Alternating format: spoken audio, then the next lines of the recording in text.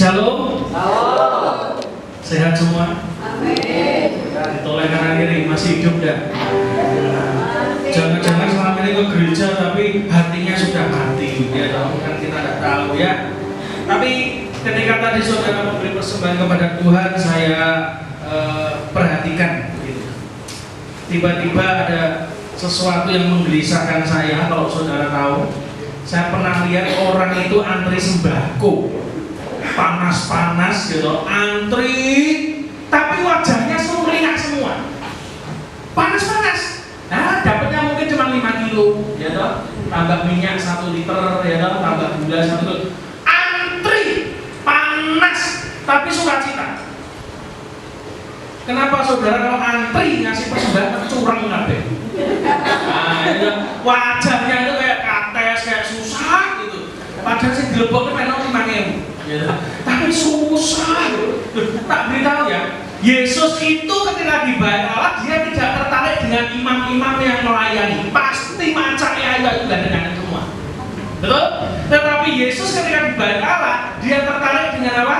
Kotak persembahan. Makanya dia ada di situ ngeliatin orang ngasih. Sampai ada janda yang cuma ngasih berapa? 2 peser. Nah, dasarnya Yesus itu rada comil ya. Dia ngomong sama muridnya, janda ini memberi lebih banyak daripada yang lain. Yang protes siapa? Muridnya. Kenapa? Karena muridnya hanya melihat pemberian itu secara kasat mata. Mereka tidak pernah ngerti janda ini memberi dengan kekurangan dalam hidupnya. Kalau harta saudara 1 miliar, saudara cuma ngasih 1 juta, enteng. Coba kalau duit di kantong saudara 10.000 ngasih 5.000 lah beda. Loh kenapa? Separuh. Nah janda itu juga sama. Yesus itu kalau di bait Allah kerjanya cuma satu, ngincengin orang ngasih persembahan. Loh kenapa Mak? Kok begitu? Iya, saya diberitahu Tuhan, pelayanan yang paling tulus dan murni adalah pelayanan ketika tidak ada orang yang lihat saudara. Setuju katakan amin? Betul ya? Di saat setiap orang tidak bisa lihat saudara, itu adalah pelayanan yang murni atau tidak di hadapan Tuhan. Kenapa? Hanya saudara dan Tuhan yang tahu. Dan di gereja ada satu pelayanan yang semua jemaat juga melakukan, adalah persembahan. Betul nggak? Kalau saudara masukkan kotak, emangnya saya tahu Anda masukkan berapa? Kan nggak tahu. Kok nggak duitnya dari kasih nama toh? Nah iya. Jadi cuma saudara dan Tuhan yang tahu. Itu pelayanan yang paling murni. Makanya kalau saudara ngasih persembahan harus senyum. Kasih tahu kanan kirimu, tersinggung. Nah, gitu ya. Ojo tersinggung, gitu ya. Kalau saudara memberi dengan sukacita, nanti Tuhan pasti berkati juga dengan berlimpah-limpah. Yang percaya. Nah, kita akan masuk firman Tuhan, Bapak Ibu sekalian. Percayalah bahwa kadang hidup kita ini ada di atas gunung, tetapi bukan gunung pencapaian, tetapi gunung persoalan. Wah, gunungnya banyak sekali. Tetapi juga ada di antara kita yang kita juga mengalami pengalaman lembah air mata. Betul? Gunungnya persoalan, lembahnya juga air mata. Tapi percayalah bahwa Tuhan kita adalah Tuhan di atas gunung, tetapi Dia adalah Tuhan di bawah lembah juga. Dia yang selalu menemani hidup saudara dan saya. Setuju kan amin? Saya percaya anaknya Tuhan tetap dipelihara Tuhan. Sekalipun hari ini yang perang itu pirang-pirang istilahnya, ya toh, negara Afghanistan tiba-tiba tidak ada hujan, tidak ada angin, ngebom Pakistan. Kemarin Amerika plus Israel ngebom Iran. Rusia dibom sama Ukraina, terus campur-campur sini ngebom toh. Ya toh, karena itu Bapak Ibu sekalian yang punya warung hati-hati kena bom. Loh, bomnya apa Pak? Iya, kalau Rusia itu hancur karena bom, Iran itu presidennya mati juga karena bom, tapi warung itu bangkrut karena bom. Ya toh, diutang ora tahu banyak. Makanya hati-hati sekarang sudah nganti-nganti awake dhewe ya. Sing duwe warung dijogo, ojo-ojo ketekan bom. Bukan bom, ya. Nah, percayalah bahwa kita ini seperti kayak ini. Saya umpamakan hidup kita tuh kayak orang yang lagi menikmati gelombang di laut itu. Kalau bahasa Inggrisnya itu surfing. Surfing itu apa Pak? Surfing itu berselancar di atas gelombang. Kalau saudara lihat ada beberapa lomba ya, di Olimpiade juga dilombakan. Kalau saudara lihat di televisi juga ada bule-bule yang di Bali itu sukanya surfing. Ya, jadi ada papan selancar, dia naik di atasnya, tapi percayalah Mbak rasa melok-melok kepleset. Mau numpak beda ini, numpak selancar misalnya. Itu naik selancar, ya, bule-bule, lalu ada gelombang tinggi, dia senang. Kenapa? Dia akan langsung papannya dilempar, dia akan loncat di atasnya, lalu dia mulai berliuk-liuk di atas gelombang. Hidup kita tuh hari-hari ini juga begitu kan? Ketika kita ada di atas permukaan, jangan saudara pikir kita ini enak-enak saja, enggak. Ternyata masalahnya ya banyak, Pak. Gelombang itu bisa datang kapan saja, yang penting saudara menikmati. Amin. Sambato ya percuma. Orang di luar Kristen sama yang Kristen itu podo-podo sambat randuwe duit. Sambatnya sama, betul nggak? Sama juga. Kalau saudara bicara tentang laut, ada orang yang juga hobinya kedua, selain dia surfing, ada di atas permukaan, ada namanya diving. Bahasa Inggris mana? Apa itu artinya? Menyelam. Menyelam itu juga sama. Menyelam itu bawah permukaan air lebih tenang. Tuhan pun juga sama dalam hidup kita. Kadang hidup kita ada di atas permukaan, tapi kita hidup di atas gelombang, betul nggak? Tetapi kadang Tuhan akan membawa kita untuk diving, menyelam ke tempat yang lebih tenang. Itu berbicara tentang apa? Hubungan pribadi dengan Tuhan. Ketika kau ada di permukaan, maka saudara menghadapi gelombang persoalan hidup. Tetapi ketika kau diam dan kau masuk lebih dalam lagi, disitulah Anda sedang bangun hubungan pribadi dengan Tuhan. Kalau saudara pernah nanam bambu, ya, bambu itu kalau ditanam itu mungkin setahun, 2 tahun sampai 5 tahun tidak tumbuh. Tetapi dia sedang berakar ke bawah. Tapi setelah 5 tahun berikutnya, terutama bambu Cina itu, setelah 5 tahun berikutnya, maka pertumbuhannya akan sangat cepat sekali dan melebihi bambu yang lain. Nah, Tuhan itu mau ketika saudara lihat kondisi yang tidak jelas di permukaan, Tuhan mau saudara dan saya untuk menyelam lebih dalam, untuk kita punya hubungan pribadi dengan Tuhan. Hanya orang yang punya hubungan pribadi dengan Tuhan lah dia mendapatkan ketenangan. Amin. Orang mau ngomong kemerungsuk, orang mau ngomong badai lah, orang mau ngomong perang lah. Kemarin juga sama yang heboh itu, kalau saudara lihat di TikTok, isinya apa? Emas naik, tiba-tiba ada toko emas Semar, ya toh? Katanya apa? Emas apa itu ya? Disita sama baris krim, ya toh? Kiloan, betul nggak? Emas apa itu? Tambang ilegal atau apa? Langsung harganya maut lagi, tidak ada harganya lagi, ya toh? Bingung. Orang itu sekarang lihat gelombang itu kacau. Hari-hari itu kayak begitu. Jadi kalau saudara tanya kepada siapapun orang di luar, gimana kondisi ekonominya? Jawabannya sama. Apa itu? Iki bodor apa ya bodoh? Bener kan? Bodong. Udeli maksudnya, ya toh? Betul nggak? Lebaran nggak kayak lebaran ini. Kenapa? Sepi. Biasanya kalau takjil itu pirang-pirang antri. Sekarang orang mikir, ya toh, mau belanja pun mikir. Kenapa? Orang nasi dibelanjani. Semua orang lagi kacau hari-hari ini. Tetapi sama beritahu, kalau saudara dan saya punya hubungan pribadi dengan Tuhan, masuk lebih dalam keiliman dengan Tuhan, maka percayalah saudara sedang ditanam akarnya dengan Tuhan. Dan orang yang akarnya terkait kepada Tuhan, kepada sumbernya, maka dia pasti berbuah pada musimnya, tidak layu daunnya. Ya kan Alkitab ngomong itu. Dan apa saja yang diperbuatnya, Pak? Nah, itu loh kuncinya begitu. Jadi saudara kan pasti sudah sering kali dengar khotbah ini kan, Mazmur 1, betul nggak? Bahwa kita ini kalau berhasil, ya kita ini harus seperti pohon yang ditanam di tepi aliran air dekat sumbernya. Saudara itu sumbernya siapa? Tuhan. Bukan orang kaya, bukan saudaramu yang kaya. Hari ini saudaramu yang kaya, kayane kaya apa ora gelem ngutangi kowe dino. Lho kenapa, Pak? Lho ngutangi bang oke kok kon ngutangi kowe nambahin neh. Bener enggak? Loh, tapi itu kan terjadi tuh hari-hari ini. Betul enggak? Orang kaya itu loh ngumpet duit. Sampai saya didatangi bolak-balik sama sales bank nggak numpang, manajer bank. Kenapa? Supaya saya mendepositkan duit saya. Rupanya itu kayak sugih tenang. Berarti Pak kan terus Oh iya toh, wajahnya kan wajah diberkati Tuhan, amin. Lalu lihat wajahmu, oke hutang apa oke diberkati Tuhan. Gua jojok ngingetin sampean itu langsung wis ngalih timbang diutangi. Ya saya enggak, tiap hari selalu istri saya tuh dewe ayo buka rekening sing dibuka yo apa nene. Betul enggak? Hari-hari itu rasa buka wong nutupe bingung kok buka. Loh bener enggak? Loh hari-hari itu orang bingung semua loh tante. Loh tenan. Tanya toko-toko sampai mereka tuh kadang guyon sama saya ngomong. Jadi ngomongin dari duitnya disimpen nang ndi lho, ora nek sing metu belas. Wah yo mbok rong diketok paling. Kembali lagi Bapak Ibu sekalian, kalau saudara ingin punya hubungan pribadi dengan Tuhan, caranya cuma satu. Caranya apa? Satu. Masuk apa? Masuk ke ruang tunggu-nya Tuhan. Apa itu Pak ruangnya tunggu Tuhan?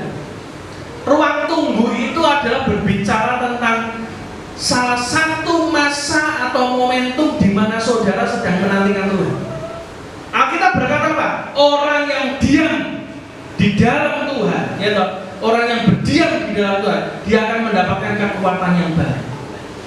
Diam dan ketahuilah bahwa akulah Tuhan. Tuhan selalu bertindak ketika saudara punya ketenangan dalam hidup saudara. Di mana yang saya sebut sebagai ruang tunggunya Tuhan.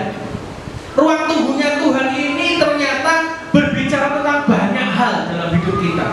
Ketika kita ada di ruang tunggu, seperti kita kalau misalnya nunggu kereta api atau di pesawat, itu kan ada ruang tunggu semua.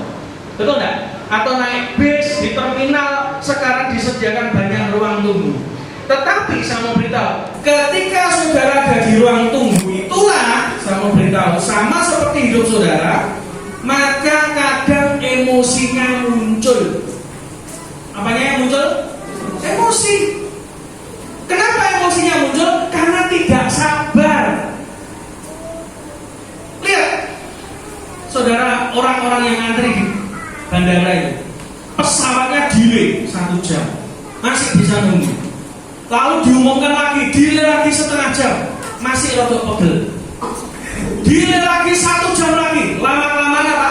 Seperti yang ada di media sosial, mereka semua teriak-teriak kepada maskapainya, betul enggak? Ngamuk-ngamuk sama satpam bandara, mereka ngomel-ngomel. Loh, kenapa? Karena orang disuruh nunggu yang tidak pasti. Di dalam ruang tunggu itulah kadang emosi akan muncul. Jadi orang-orang yang emosional itu biasanya akan kelihatan sifat aslinya ketika dia ada di ruang tunggu, termasuk dalam menunggu janji Tuhan. Mungkin ada di antara saudara yang terima janji Tuhan banyak, tapi tidak pernah terwujud sampai hari ini. Saudara masih nunggu terus, lama-kelamaan emosi. Di ruang tunggu itulah, Bapak Ibu sekalian, karakter seseorang itu muncul.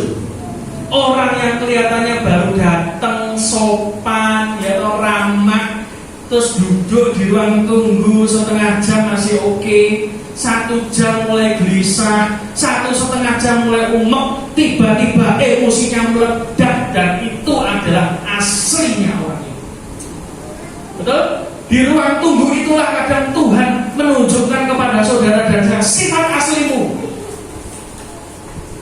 Yang kedua, pernah enggak saudara makan di tempat makan? Antri rame sekali, saudara datang duluan, lalu ada orang yang datang belakangan, ternyata makanannya keluar duluan. Emosi enggak? Ya emosi pasti. Saudara langsung pergi ke kasir, melabrak kasirnya, betul enggak? Ini orang yang baru datang, saya sudah antri 1 jam, kok makanannya enggak keluar? Ini baru datang kok keluar. Sama dong. Ketika saudara menunggu janji Tuhan, tiba-tiba ada orang Kristen yang mungkin baru baptis, Kristen baru, tiba-tiba baru saja berdoa, tiba-tiba doanya dijawab Tuhan, lalu dia kesaksian. Terus saudara yang Kristen oyoten, ngerti? Kristen oyoten itu ya? Kristen bangkotan itu loh, ya, setuah gitu loh ya. Wes lawas pokoknya barang sepuh gitu ya. Kristen lawas, tiba-tiba dengar, Kristen nanya berdoa mesti jawab Tuhan terus. Saudara tiba-tiba emosi, Tuhan ini gak keliru jawab tak? Betul gak? Keliru ini masih. Wong saya loh sudah doa terus di tempat ini, isu awan sore bengi gaya ini loh. padahal nyurah doa, sambat.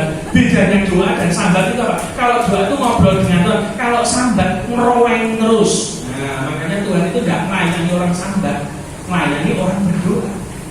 Betul nggak? Ketika ada orang yang tiba-tiba doanya dijawab Tuhan, saudara marah, emosi. Saudara sedang ada di ruang tunggunya Tuhan, tiba-tiba kesabaran saudara tipis meledak. Gak gereja-gerejuan, Tuhan mengecewakan. Loh, betul nggak?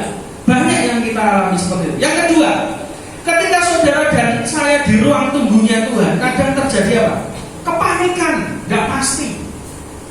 Saudara pernah ngenteni wong meteng babaran? Oh, pernah meteng apa ibu ya? Oh, yo itu kabeh selalu. Nah, ya yang suami saudara itu, kalau sempat saudara nungguin istri saudara melahirkan, itu di ruang tunggu, waduh wis, apalagi kalau saudara pegang handphone, ya toh, itu umat.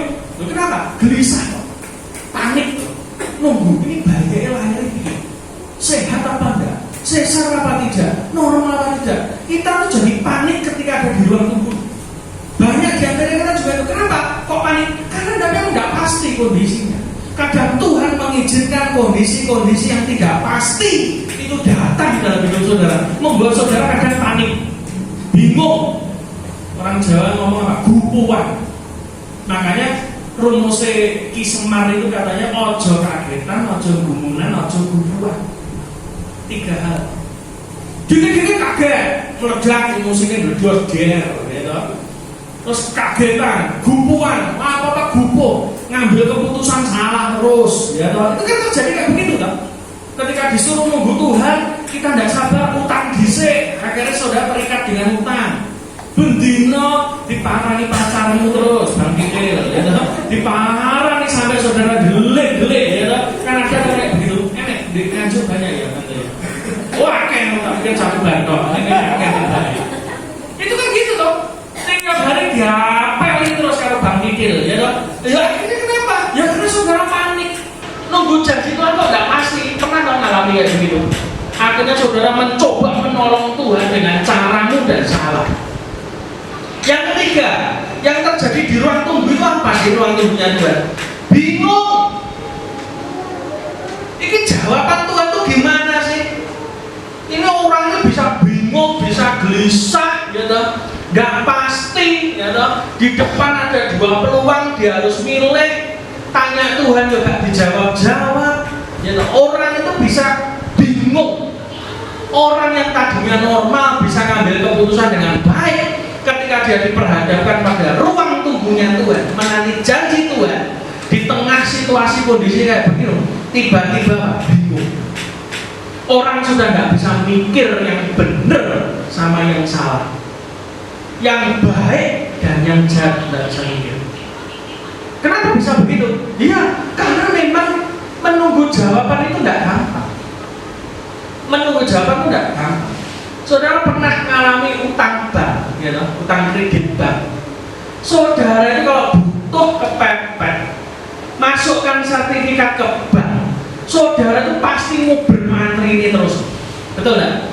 Duber, asesnya nggak, terus pagi, siang, sore, malam kayak mobil obat. Ini mantri ini terus, padahal mantri ini ramu ngurusi kredit mutok, ya betul nggak? Tapi kan saudara kepengen apa? Kepastian. Menunggu tuh memang nggak enak. Kenapa? Karena disitulah Anda sedang menunggu jawaban yang nggak pasti. Saudara kan maunya langsung masuk, langsung ACC kan gitu loh, maumu. Tapi wong namanya bank itu kan juga dia disurvei dulu, dicek dulu, duitnya buat apa, tokonya jalan apa enggak, bisnisnya oke apa enggak, kira-kira bisa bayar. Itu kan banyak pertimbangannya kalau bank. Tapi kita ini ketika diperhadapkan pada situasi kepepet, Anda bingung. Contohnya apa? Orang Israel. Orang Israel dikejar Firaun di belakang, di depan ada laut. Orang ini bingung, lalu yang diserang siapa? Musa. Musa dilokne sama bangsa Israel yang 3 juta tukang ngomel itu, bayangkan. Mau kita istri sitok ning omah ngomel budrek. Lah ini 3 juta tukang ngomel, bayangno, delok bojomu. Bersyukur bojomu sing sitok ora tau yo ya to. Sing siji lho iki. Lah Musa itu lebih 3 juta. Ngomel bareng enggak bayangno nek ngrungokne sumpek. Loh, ini jemaat kamu mek 60 70 ngomel bareng lah ya tantene wis udah langsung. Lho kalau rumone. Loh, hari-hari ini banyak pendeta stroke gara-gara rumone sambate jemaat. Wong sambate dhewe nenek sing rumone kon rumone sambate wong terus ya stroke sithik. Sudah ada 3 pendeta stroke. Nah, tak kabari maksudnya iki. Aja dirumone wis turu wae ya. Ya iya no, wong mikir awake dhewe keserakat-serakat ya lho, nabrak-nabrak kok mikirin wong gitu. Nah, ini makanya saya ngajari jemaat saya ojo goleki pendeta, goleki Tuhan. Repotono Tuhan lho. Nganggur kayak wong iki. Repoti pendeta padha repot karepe dhewe mbok repot nambahi pekerjaan ya lho. Moh nah edan apa? Ya Tuhan yang repotono nganggur kayak nganggur kayak ketane. Sorry. 3 juta ngomel bareng. Jawabannya apa? Apa ning Mesir iki kurang kuburan kok ngono diurup ning gone lautan bahaya melambene wong Israel. Terus lho bacaan itu nek bahasa Jawa niku ngono. Bener enggak? Apa ning Mesir iki kurang kuburan kok ngono diurup ning gone segara. Nek wong Jawa kan ngomong ngono. Bayangkan itu kalau saya jadi Musa, saya mesuk tak bedah segara tak lelep ning sisan wis ngono. Aku tak metu dhewean wis kelelemo karo Firaun sisan gitu ta. Lha daripada metu melok wong iki tetep lambene padha kok. Betul enggak? Loh, orang Israel tak kasih tahu ya, sudah ngalami mujizat laut terbelah. Mereka berhasil lewat, ya toh. Firaun dan kawan-kawannya tenggelam mati. Kuwi wis nyampe ning daratan, sesuke wis ngomel maneh. Perkara apa? Babokan. Lho tenan ngomel. Perkara apa? Mosok dene panganan, dene iwak belas, itu bahasa Jawa iki. Neng Mesir ini saya somangan bawang kok ini memang suket, nah, misalnya begitu. Langsung Tuhan ngamuk dikirim burung puyuh. Emplok-emplok sampai Alkitab ngomong apa? Sampai mereka makan kayak orang rakus, itu burung puyuh bisa keluar dari hidung.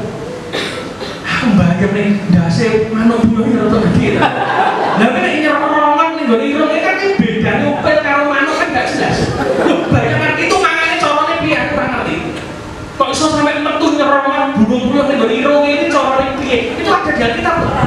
Sampai akhirnya Tuhan ngamuk lagi, kamu serak.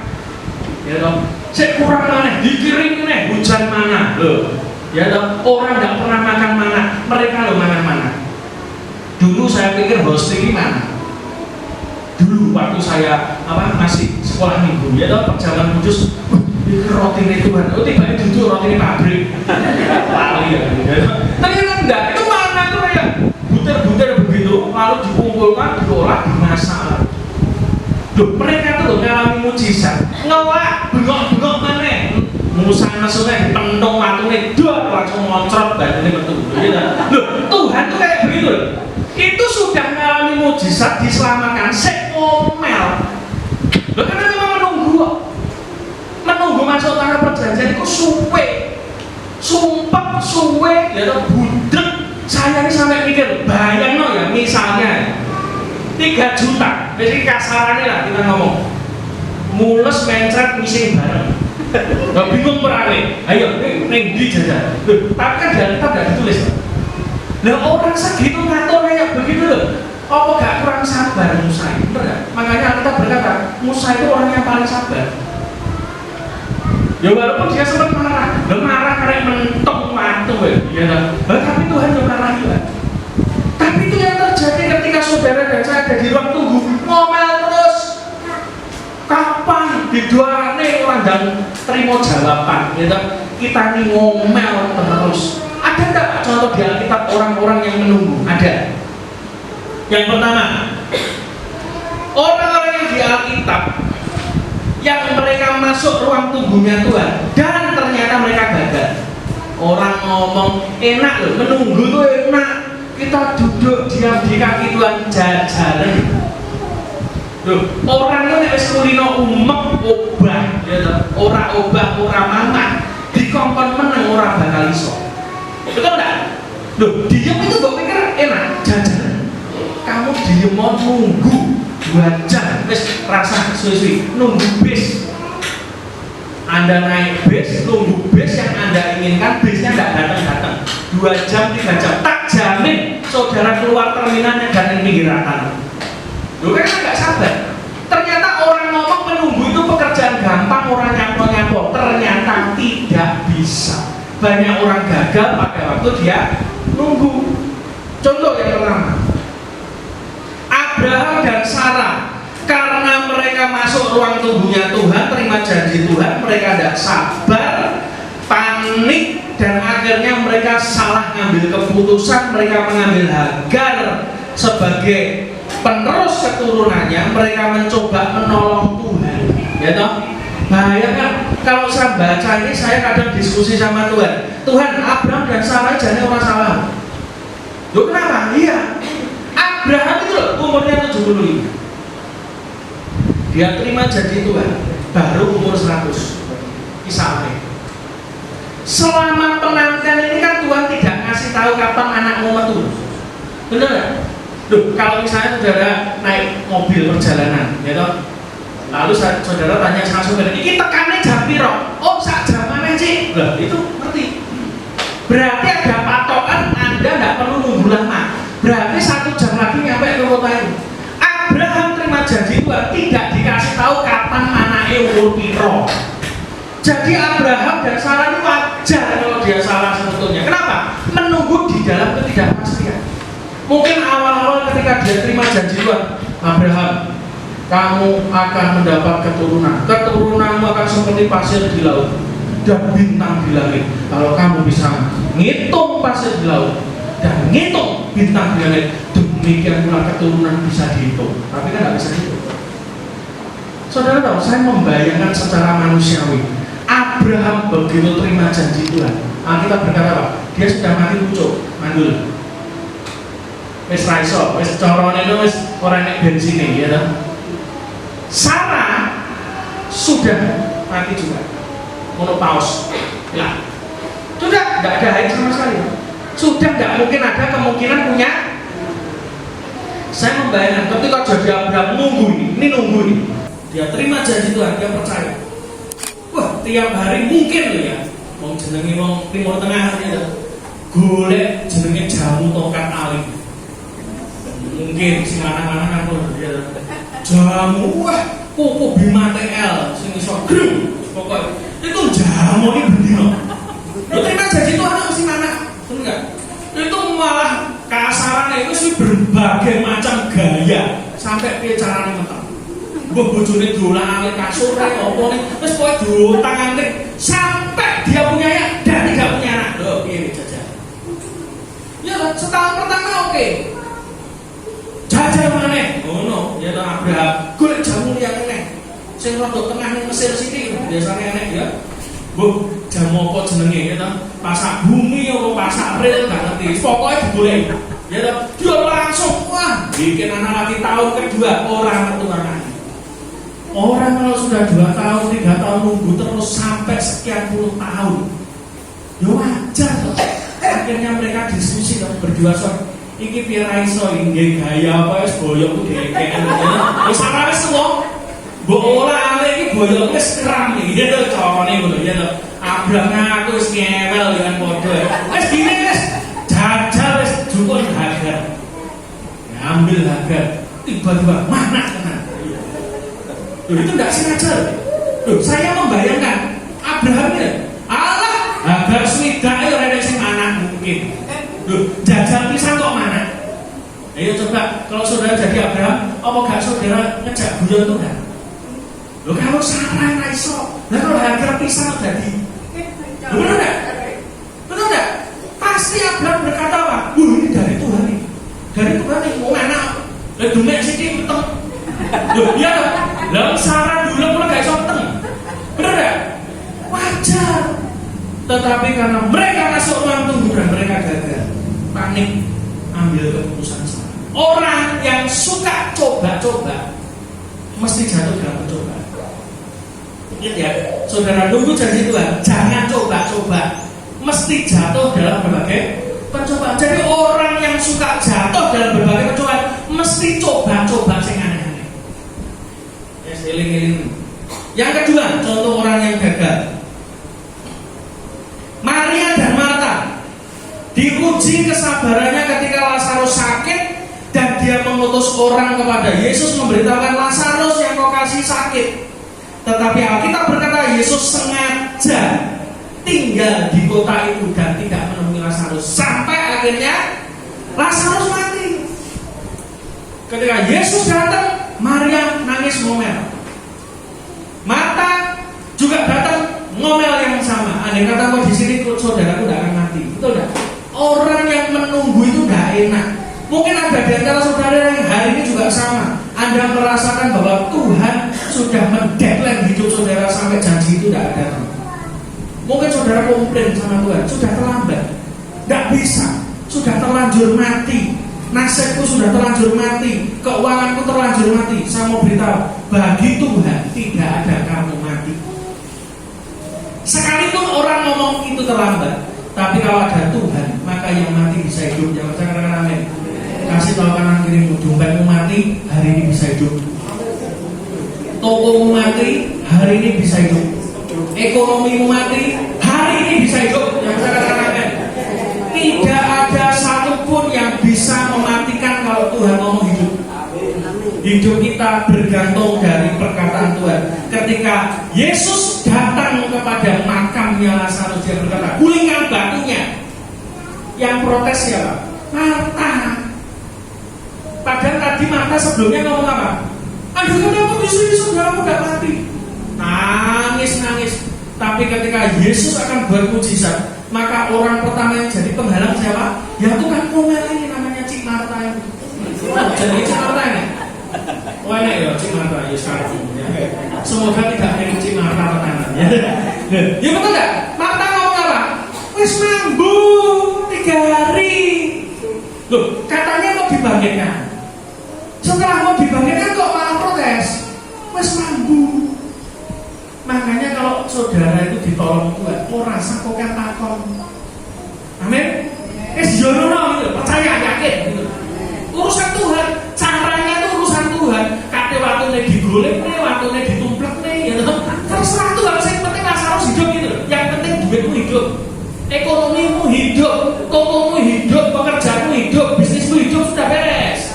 Nggak usah mikirin caranya Tuhan. Kadang orang Kristen itu pinter. Saya benerin gini loh Tuhan, nolongan ini kudune gini loh. Enek wong teko ngutangi duit, tokomu entuk modal. Loh, utang kok dari Tuhan. Tuhan itu loh berkati tidak pakai utang. Loh, meneng kabeh utang kabeh kalau kayak gitu. Koyo itu tokonya utang kabeh kalau gitu. Ya. Yang ketiga, contoh orang yang gagal menunggu itu siapa? Saul. Ketika Saul menunggu Samuel tidak datang, dia panik. Kenapa? Karena rakyat berserak-serak meninggalkan dia. Saul ini salah satu raja yang dipilih oleh Tuhan karena desakan rakyat yang ingin punya raja kayak bangsa lain. Tak kasih tahu ya, kekristenan jangan suka mirip dengan bangsa lain. Jangan kayak dunia punya raja, aku nggak punya raja, mosok Tuhan saya nggak ketok. Ya toh, betul nggak? Karena orang Israel itu pengen mirip dengan dunia, pakai caranya dunia. Hari-hari ini gereja juga sama, pakai caranya dunia. Ya toh, fasilitasnya yang mewah, ya toh, lampu sing apik, AC-nan, pakai videotron, ya toh, nggak pakai keber wayang ini orang, nggak videotron, ya toh. Wah, itu pokoknya fasilitasnya, musik segala macam. Biar apa? Tujuannya satu, orang itu menarik orang untuk datang. Tak kasih tahu, yang menarik orang untuk datang itu. Cekel omonganku, gereja kayak begitu, fasilitasnya cokolong, tak jamin tidak ada orang itu bertahan di sini. Karena mereka bertahan karena fasilitas. Tapi kalau saudara dan saya di tempat ini, fasilitasnya mungkin sederhana, tapi saudara datang, saudara cari Tuhan, tidak ada fasilitas pun, Anda tetap cari Tuhan. Jangan pengen mirip dengan dunia. Saul dia gagal ketika menunggu. Samuel ini mana sih kok nggak datang? Bakar korban, kesuwen nggak teko-teko telat, tak bakar diri. Lah begitu dia lakukan tindakan yang salah, hasilnya salah. Samuel datang. Pada saat Samuel datang, dia lihat Saul sudah membakar korban. Samuel marah. Dan Tuhan berbicara lewat Samuel. Sejak hari ini kamu ditolak. Gagal loh. Ternyata menunggu itu tidak gampang. Apalagi kalau kita menunggu janji Tuhan, tiba-tiba orang-orang yang kita harapkan mendukung kita tiba-tiba protol sitok-sitok. Wah, itu sebagai pemimpin biasanya ketakutannya di situ. Pemimpin rohani yang ketakutan kehilangan anak rohaninya adalah pemimpin yang cuma menyenangkan manusia. Pemimpin rohani yang tidak takut kehilangan manusia berarti dia takut sama Tuhan. Pilih, Anda jadi pemimpin yang takut Tuhan atau takut kepada anak buah yang hilang. Betul nggak? Loh, iya no? Pilihannya cuma dua. Saul ini takut kehilangan rakyatnya, berserak-serak meninggalkan dia, makanya dia bakar korbannya. Salah lagi. Yang keempat, Alkitab berkata ketika murid-murid Yesus menjala ikan semalam-malaman, dia tidak mendapatkan ikan sama sekali. Tetapi ketika pagi menjelang siang, Yesus menyuruh mereka tebarkan jalamu di sebelah kanan. Dan tiba-tiba jala itu penuh dengan ikan dan hampir koyak, bahkan perahu itu hampir goyang. Ikannya sangat banyak sekali. Logikanya, Yesus anak tukang kayu, orang ngerti laut. Sedangkan murid-muridnya Yesus berpengalaman cari ikan. Mereka tahu kalau cari ikan yang terbaik adalah waktu malam. Siang pagi menjelang siang tidak mungkin ada ikan muncul, betul tidak? Logika tak? Tetapi saya mau beritahu, menurut kamu paling pinter ngatur hidupmu. Tapi saya mau beritahu, Tuhan lebih pinter ngatur hidup. Ketika saya membaca kisah itu, saya temukan satu hal. Mungkin murid-murid ini nelayan yang ahli dalam mencari ikan. Tetapi saya mau beritahu, ketika Yesus suruh mereka untuk menebarkan jala, maka ikan-ikan itu nurut kepada Yesus, masuk dengan sukarela ke dalam jala. Betul tak? Sama dalam hidup saudara. Saudara kerja pagi, siang, sore, malam, berkahnya tidak ada. Loh, kenapa kau tidak cari Tuhan? Kok cari duit? Siapa suruh kamu cari duit? Orang Kristen tugasnya satu, cari Tuhan, bukan cari duit. Ketika kamu cari Tuhan, kamu taat dengan firman Tuhan, uang itu disuruh Tuhan untuk masuk ke pundi-pundi. Kasih tahu kanan kirimu, jangan cari duit, cari Tuhan. Betul. Makanya saudara cari duit tidak nemu. Duitnya digoleki angel. Tapi kalau yang nonton Tuhan, duitnya sukarela datang ke rekening saudara. Betul enggak? Loh, enggak usah ngomong, hidup ngomong, balik mati yo.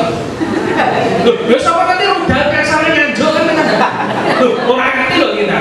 Loh, ya toh, nikmati saja hidup bersama dengan Tuhan. Orang usah merungsung, ya toh. Gitu loh. Yang penting saudara cari Tuhan.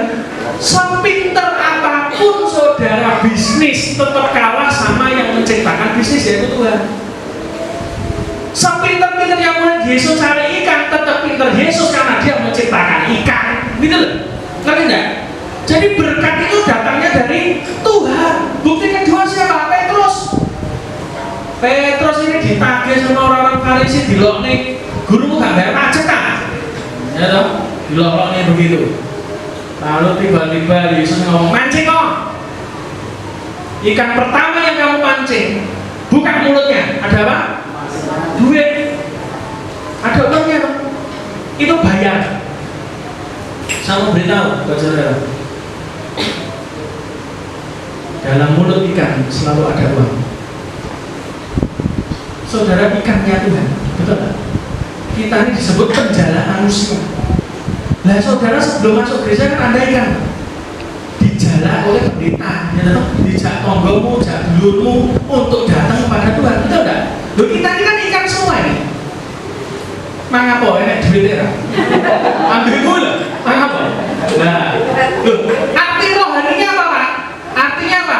Kalau kamu mau diberkati Tuhan, pakai mulutmu dengan benar. Loh, ngomong berkat, mesti berkatnya datang. Ojo sambat terus, tiap hari saudara buka toko, bukannya doa, mengundang berkat Tuhan, datang ke tokomu ngomel terus, alah kok payu dinogi, alah sepi, alah mendung, alah udah, oh iya kan payu-payu malah bingung ngomong, iya dong.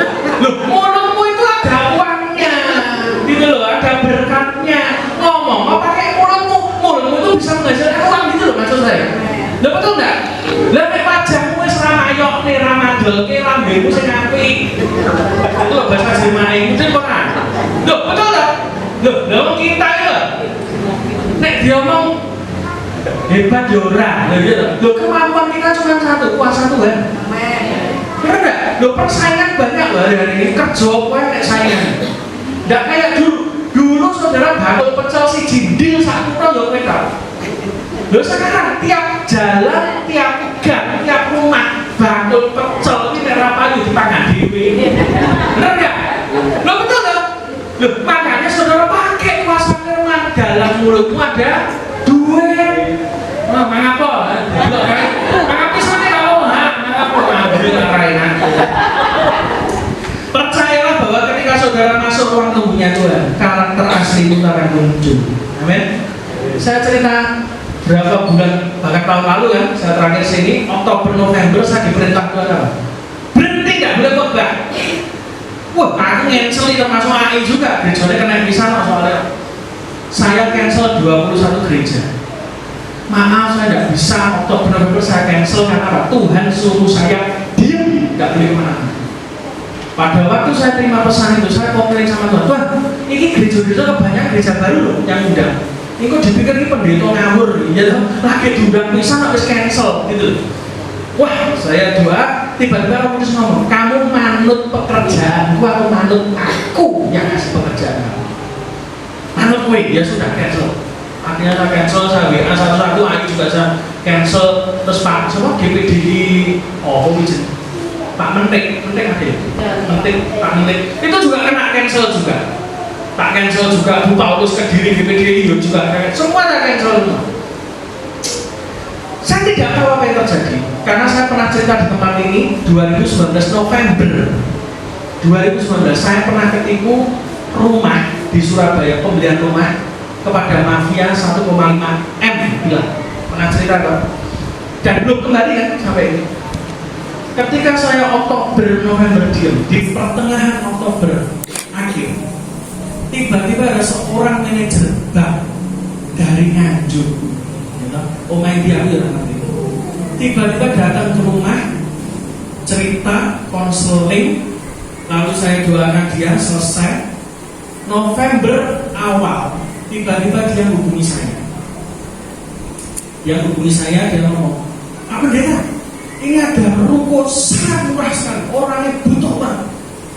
Tak kasih nama Pak Musa beli aja, pasti dijamin murah. Rukonya di mana Bu? Di Madiun Kota, Bu. Kaget. Omai Nganjuk ngedol ruko di Madiun Kota. Rumah saya di Caruban, Pak. Gak nyambung belas. Ya toh Nganjuk, Caruban, Madiun, ya bingung kan. Terus saya ini penasaran, saya doa sama Tuhan. Iya Tuhan, minta dulu datanya. Akhirnya datanya saya minta dikasih semua, termasuk video, alamat, ruko, foto, sertifikat, semua komplit sudah ada di tangan dia, termasuk kuncinya ruko. Lalu saya mikir, ini di alamat Jalan Mastrip yang Kota Madiun dekat stadion utamanya Kota Madiun, ini mesti harganya 3 M ke atas. Gak mungkin di bawah itu, karena saya sudah tanya daerah situ larang apa. Dia bilang apa? Berapa Bu harganya Bu? 500 juta. Saya tak telepon istri saya tanya istri saya, ngerti tidak reaksi istri saya ngomong apa? Biar kehilangan 1,5 M, ini buat tambahin setengahnya dari 2 M hilang pisang kan? Dipikir ngapusi gitu, lalu kok 3 M ngomong soal gue cuma 500 kan udah kaya, bener nggak? Ini SHM loh, bukan HGB, SHM langsung jadi hak milik. Iya bener, tapi saya doa sama Tuhan, yang ngomong ini jawaban. Karena pada waktu saya puasa Oktober November, puasa pelayanan maksudnya, saya makan rata kosong. Makan enak posonya, pokoknya. Ojo ditiru ya. Kecuali sudah tidak punya duit belanja di poso ya. Oktober itu Tuhan ngomong, nanti kamu masuk tahun depan, apa yang hilang kembali 2 kali lipat. Saya tidak mikir yang hilang itu duit saya ini. Tidak mikir saya mau jelas mafia hilang, betul tidak? Itu di TikTok itu gak balik apa itu. Caci segala macam itu nggak ada yang balik semua. Mesti hilang itu duitnya sudah harus ditelan demit pakai gombel kan. Akhirnya saudara tahu, tiba-tiba saya tidak ambil itu punya. Lalu saya telepon lagi manajer bank yang di Nganjuk, Mbak, kenapa kamu kok nawari saya? Kowe kan nasabah saya juga kan. Jawabannya apa? Pertama kali ketika saya ditawari ruko itu, orang pertama yang saya ingat adalah Pak Pendeta. Kaget saya. Tiba-tiba Roh Kudus ngomong, orang kalau selalu ingat Tuhan, maka ketika ada berkat, Tuhan selalu ingat kamu. Kasih tahu kalian ini, ojo adoh-adoh toko pelayanan. Setiap kali kamu melayani Tuhan, apa yang menjadi berkat ketika itu disediakan Tuhan, orang pertama yang disodori mesti kamu. Saya bilang, iya benar, saya ini kalau sudah pelayanan itu paling gergetan, ya, dan akhirnya betul, saya bilang, gini aja, dicek. Saya sama istri saya akhirnya ngecek, melihat rukunya ya bener, kuncinya bener semua. Tepat November di Kalimantan. Jadi dihitung-hitung, dulu saya hilang 1,5 November 2025, tepat berapa tahun? 7 tahun. 2019, 20, 1, 2, 3, 4, 25. 7 tahun saya nunggu duit saya balik. Ternyata tidak balik dari mafia itu, tapi Tuhan kembalikan dari tempat yang lain. Untung saya Oktober, November nurut Tuhan untuk berhenti. Andai kata saya tidak nurut Tuhan, banyak tanya sama Tuhan, tidak mau masuk ruang tunggunya Tuhan, mesti tidak dapat berkat. Jadi tepat saya masuk tahun yang baru, persis seperti Tuhan ngomong. Masuk tahun depan, apa yang hilang kembali berapa? 2 kali lipat. Jadi Januari sertifikatnya sudah jadi. Nah, jadi saya sudah bebas sekarang. Nek perkara masalah duit, saya sekarang tidak khawatir. Kenapa? Pengalaman ini tak bawa terus. Wong duit sing jelas-jelas hilang orang balik. Tuhan itu loh, hilang rumah balik ruko. Hilang rumah dapatnya ruko. Kayak gue dodolan yo iso, ya toh? Pinggir jalan besar, ya toh? Depannya sekolah besar, enak. Disewanya yo kene serba kurang. Tuhan itu kalau ngijoli selalu lebih, katakan amin. Asal saudara dan saya mau masuk ruang tunggu. Pertanyaannya sekarang, apa yang harus kita lakukan Pak supaya kita masuk ruang tunggunya Tuhan itu bisa merasa cepat dan cepat? Jadi banyak orang yang ngomong sama saya, "Wah kok enak ya? Kok apa-apa kok cepat dapet deh?"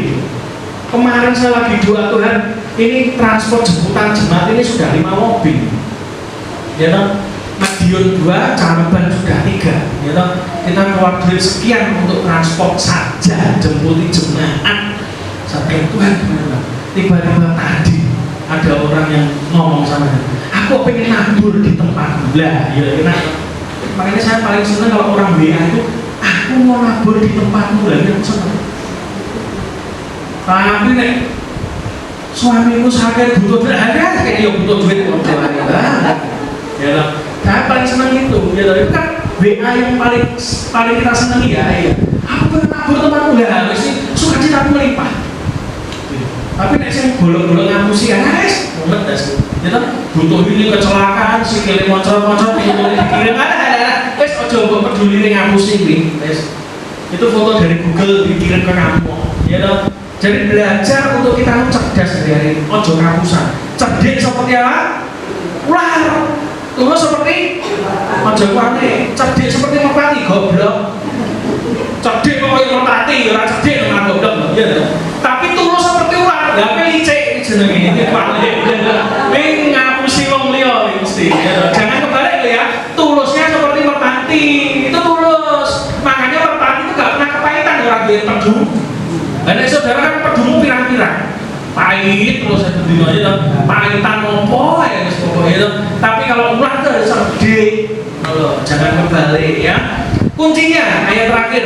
Habis ini perjamuan kudus, habis perjamuan kudus yang mau didoakan silahkan angkat tangan, nanti tim saya akan mendoakan saudara. Oke? Yohanes 6 ayat 17 sampai 21 ayat terakhir. Ini ya, ayat ini tiba-tiba Tuhan bicara sama saya kaget. Ini tidak pernah ditulis di Injil yang lain ternyata, cuma di Yohanes saja. Yohanes 6 ayat 17 sampai 21. Dan mereka menyeberang ke Kapernaum. Ketika hari sudah gelap, Yesus pun belum datang mendapatkan mereka. Jadi murid-murid ini nyebrang di danau, ya toh, sendirian tanpa Yesus.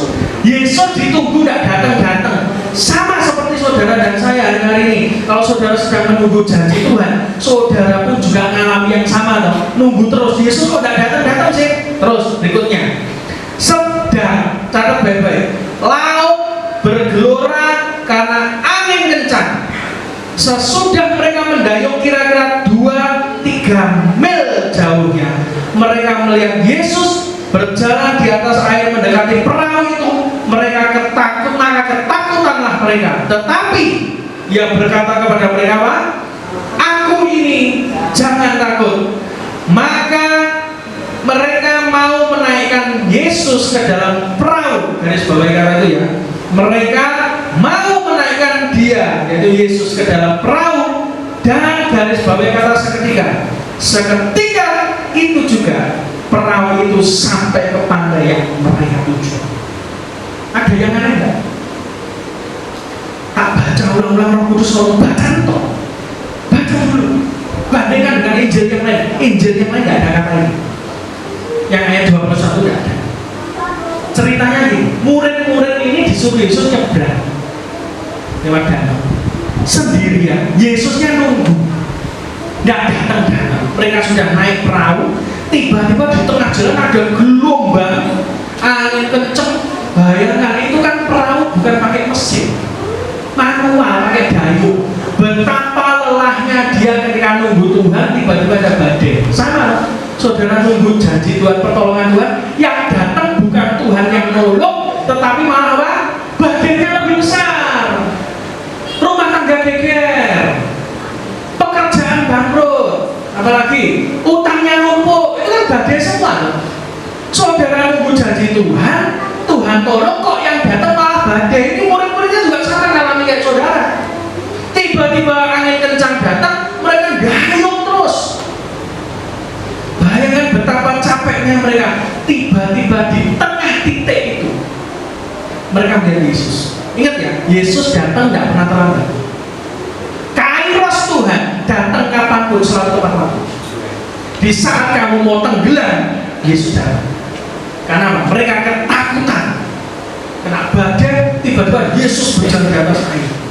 Mereka kaget dan mereka takut, tapi Yesus berkata apa? Aku loh ini, gak usah takut. Mereka tenang. Tetapi saya memberitahu, di tengah perjalanan, di tengah danau itu, dia kan belum sampai ke pantai yang jauh itu tadi. Ada yang aneh Roh Kudus ngomong. Ketika mereka menaikkan Yesus ke perahunya, ini badai, gelombang, ada Yesus, Yesusnya ditarik sama mereka untuk naik ke atas perahu. Alkitab berkata apa? Seketika perahu itu sampai ke pantai. Ngeri. Tuhan itu buat shortcut, potong kompas. Kapalnya di sini, pantainya sekian mil. Ketika badai di sini, Yesusnya diajak ke perahu, tiba-tiba perahunya bisa pindah langsung sampai ke pantai. Ada orang yang mungkin kayak saya, kok dapat mujizat cepat ya? Pertolongan cepat ya? Saya cuma satu jawabannya, Yesusnya tak naikkan ke perahu. Di tengah badai, aku sampai di ujung. Ada orang yang terus bergulat dengan badai, kenapa? Yesusnya tidak diajak masuk ke itu. Nanti, jadi saudara terus bergumul dengan kehidupanmu, duit kurang terus ya toh, utang terus gumul, terus badai, terus geger, terus dan sampai ke tujuan. Kenapa? Ya Yesusnya tidak mau taruh ke perahu, tidak mau naikkan ke perahu. Kalau saya tidak, mumpung ada badai, mumpung ada itu tumpaknya pisang. Tiba-tiba begitu Yesusnya naik ke perahu, mujizat terjadi, perahunya langsung sudah sampai ujung. Padahal ini badai. Mereka dayung susah payah. Ketika detik itu Yesus dinaikkan ke perahu, detik itu juga perahunya sampai ke tujuan. Hari ini siapa yang mau sampai ke tujuan cepat? Pastikan ada Yesus. Ada Yesus di rumah tangga, ada Yesus di pelayanan, ada Yesus di pekerjaan. Tiba-tiba perahu sampai ke tujuan. Kamu tidak perlu melewati badai yang aneh-aneh lagi. Tiba-tiba perahu tiba-tiba hilang, langsung sampai ke ujung. Seketika, ketika saya baca ini benar ya, ada orang yang berkata, kok bisa ya? mujizat macam-macam kok bisa ya butuh duit tiba-tiba ada yang ngatur ya, butuh ini kok tiba-tiba ada pertolongan ya. Kenapa ada orang yang begitu cepat ketika dia batin saja Tuhan kasih? Karena ada Yesus di sini. Hari ini pastikan hidup saudara, toko saudara, bisnis saudara, pekerjaan saudara, karir saudara, rumah tangga saudara, pelayanan saudara, ada Yesus. Bukan kamu, tetapi aku, kata Yesus. Yesus di dalam kamu dan kamu di dalam Yesus. Minta apa saja Tuhan kasih. Tutup lagi kita dulu. Kita ujian cari wajahmu, lagu lama. Kita akan perjamuan kudus, para pelayan bisa mempersiapkan diri.